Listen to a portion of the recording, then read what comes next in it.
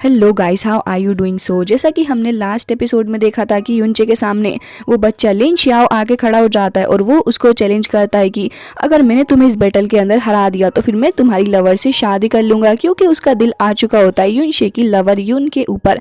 जिसके बाद इन लोगों के बीच फाइट भी स्टार्ट हो गई थी।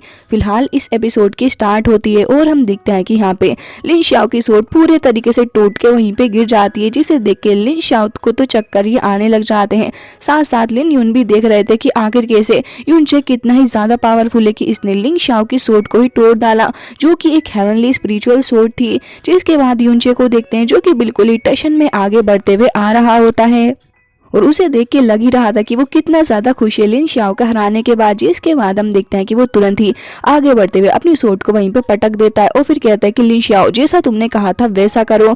जिसके बाद हम देखते हैं कि वो भी खड़ा हो जाता है और कहता है कि मुझे अभी तक बिलीव नहीं हो रहा है कि आप इतने ज्यादा पावरफुल हैं कि आपने अपनी स्ट्रेंथ के थ्रू मुझे भी काफी ज्यादा बुरे तरीके से सप्रेस कर दिया, साथ साथ मेरी इस सोट को भी तोड़ दिया है। मैं अभी तक बिलीव नहीं कर पा रहा हूँ अपनी आंखों के ऊपर। जिसके बाद वो खुश हो जाता है और कहता है कि आप वाकई में बहुत ही ज्यादा औसम है। मुझे बिलीव नहीं हो रहा कि सच में मेरे सामने इतने ग्रेट वॉरियर खड़े हैं जो कि अपने लिन शुआन लेवल पे रीच कर चुके हैं, और आप इतने ही अच्छे ओपोनेंट भी हैं कि आपने मुझे ज्यादा हर्ट नहीं किया। जिसके बाद वो तुरंत ही प्रिंसेस यून की तरफ देखने लग जाता है और कहता है कि वाकई में आप वर्दी हैं और आप इनको डिजर्व करते हैं, इसी वजह से शायद से ये आपको इतना ज्यादा लाइक भी करती हैं। जिसके बाद यून भी मुस्कुराने लग गई थी। जिसके बाद युनचे को देखते हैं जो कि कहता है कि हाँ, ये सब कुछ बहुत हो चुका है, लेकिन एक रियल मैन अगर हारता है तो फिर वो अपनी बात को पूरा करता है और वो अपनी बात को रखता भी है। ये सुनते ही वहाँ पे लिंग युन उसके फेस को देखने लग जाते हैं और कहते हैं कि वाकई में ये युनचे भी पूरा वाला ही है। जिसके बाद हम देखते हैं कि यहाँ पे लिन शाओ भी कहता है कि अगर ऐसी बात है तो फिर बिल्कुल मैं अपनी बातों को पूरा करूंगा। तुरंत ही उसके सामने आके उसको ग्रीट करने लग जाता है और युनचे हंसने लग जाता है उसके ऊपर। यहाँ पे यून भी हंसने लग जाती है और ब्रदर लिन यून तो यही सोच रहे थे कि आखिर इनकी दुश्मनी दोस्ती के अंदर कितनी जल्दी तब्दील हो गई। जिसके बाद लिंग शियाओ को देखते हैं जो कि कह रहा था कि ब्रदर युनचे प्लीज मुझे इतनी सारी टेक्निक्स के बारे में सिखा दीजिए, आप तो वाकई में बहुत ही अच्छे मास्टर हैं, प्लीज मुझे इन सभी चीजों के बारे में सीखना है। क्या आप सारी चीजें खुद तक ही रख लेंगे और फिर खुद ही सबसे ज्यादा पावरफुल हो जाएंगे? अब जैसा कि मैं आपका छोटा भाई बन चुका हूँ तो प्लीज मुझे सिखा दीजिए, मुझसे ना छुपाइए ये सारी चीजें। और हो सकता है कि कल को अगर मेरी सिस्टर इन लोगों को किसी ने छेड़ दिया तो फिर मैं मार खाऊंगा, अपनी नोज तोड़वा लूंगा, लेकिन हाँ मैं बिल्कुल सही उन्हें सेव करूंगा अगर आप मुझे ये टेक्निक सिखा देते हो तो। तभी हम देखते हैं कि युनचे तो सातवें आसमान पे ही पहुंच जाता है और कहता है कि वो सब ठीक है, लेकिन ये सारी चीजें तुम्हारे परफॉर्मेंस के ऊपर डिपेंड करती हैं। अगर तुम अच्छा काम करोगे तो फिर मैं तुम्हें सिखाऊंगा। तभी हम देखते हैं कि लिन शाओ भी खुश हो जाता है और कहता है कि ब्रदर प्लीज मुझे अभी बता दीजिए ना, थोड़ी बहुत इंसाइट्स तो मैं अभी जानना डिजर्व करता हूँ। तभी वो हंसने लग जाता है और कहता है कि बस बस बहुत हो गया तुम्हारा।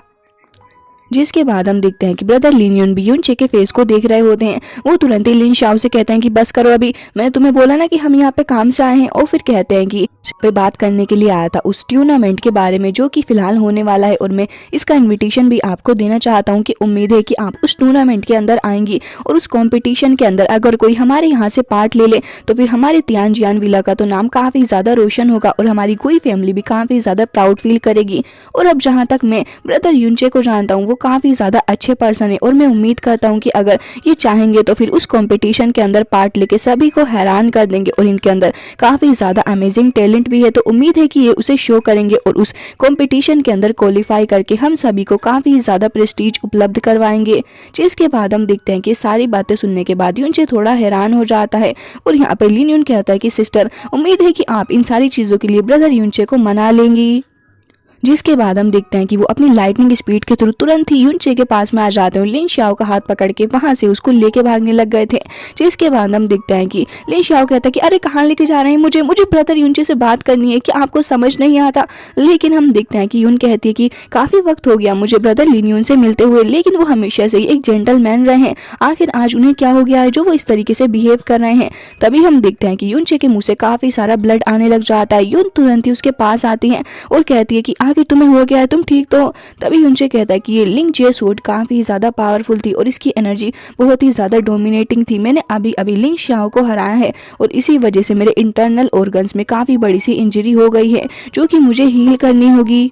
युनचे बताता है कि मैंने नोटिस किया कि ब्रदर लिन काफी वक्त से मेरे फेस को देख रहे थे और जहां तक मैं समझता हूँ उन्होंने भाप लिया होगा कि मुझे इंजरी हो चुकी है और इस वक्त में खड़े होने की भी हालत में नहीं हूँ। शायद इसलिए ही वो लिन शियाओ को यहाँ से खींचते हुए लेके गए हैं। वो कितने ही ज्यादा हम्बल हैं और एक पूरे ही जेंटलमैन है वो, तभी तो उन्होंने मेरा सच सामने नहीं आने दिया लिन शियाओ के, नहीं तो मेरी काफी इंसल्ट हो जाती।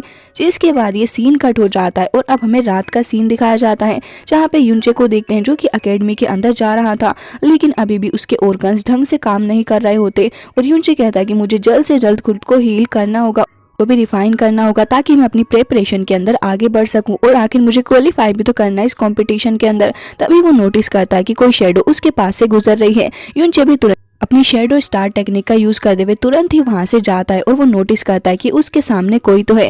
जिसके बाद वो कहता है कि बस बहुत हो गया तुम्हारा, अब सामने आ ही जाओ क्योंकि मुझे पता है कि पूरे रास्ते से तुम मेरा पीछा करते हुए आ रहे हो। जिसके बाद हम देखते हैं कि एक बंदा ट्री के पीछे से निकल के आता है। वो क्लैपिंग कर रहा था और कहता है कि मानना पड़ेगा तुम बहुत ही ज्यादा पावरफुल हो, तभी तो तुमने मुझ जैसे छिपने वाले को इतनी आसानी से ढूंढ लिया है।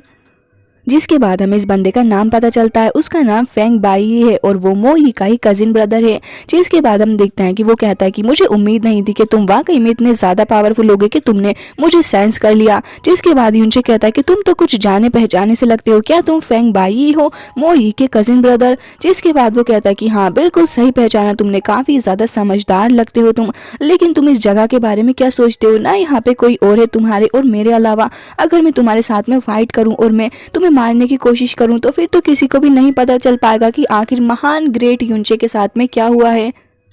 जिसके बाद युनचे अपने हाथों को फोल्ड करते हुए कहता है कि यही बात मैं तुमसे भी कहना चाहूंगा कि अगर तुम्हारी यहाँ पे मौत हो गई तो फिर तुम्हारा क्या ही हाल होगा। जिसके बाद वो कहता है कि अच्छा तो तुम मुझे मारोगे, मैं बहुत ही ज्यादा पावरफुल और टैलेंटेड हूँ। तभी युनचे कहता है कि बस टाइम वेस्ट मत करो और अगर तुम्हें लगता है कि मिडनाइट के अंदर सारे ही लोग तुम्हारे फ्यूनरल की तैयारियां कर लेंगे तो फिर ठीक है आगे बढ़ो और मुझसे फाइट करो। जिसके बाद वो बंदा कहता है कि तुम्हें कुछ ज्यादा ही ओवर कॉन्फिडेंस है। तभी हम युनचे को देखते हैं जो कि तुरंत ही अपनी हेवनली सोर्ड को निकाल लेता है और आगे बढ़ रहा होता है उस बंदे के ऊपर अटैक करने के लिए। वो भी तुरंत ही अपनी मिस्टिक पावर का यूज करने लग गया था और हम देखते हैं कि युनचे आगे ही नहीं बढ़ पा रहा होता, उसके पैर के अंदर कोई चीज आगे फंस जाती है। जिसके बाद हम देखते हैं कि वो बंदा तुरंत युनचे के चारों तरफ ही एक सर्कल बना देता है जिसके अंदर से मिस्टीरियस पावर्स रिलीज हो रही होती हैं। साथ साथ हम देखते हैं कि वहाँ पे काफी बड़े से स्नेक्स भी होते हैं जो कि तुरंत ही युनचे की तरफ बढ़ते हैं उसको बाइट करने के लिए, लेकिन युनचे भी अपनी सोर्ड का यूज करते हुए उनको काटता जाता है। अब हम देखते हैं कि फेंग बाई भी लगातार वहाँ पे स्नेक्स को अपीयर करे जा रहा था।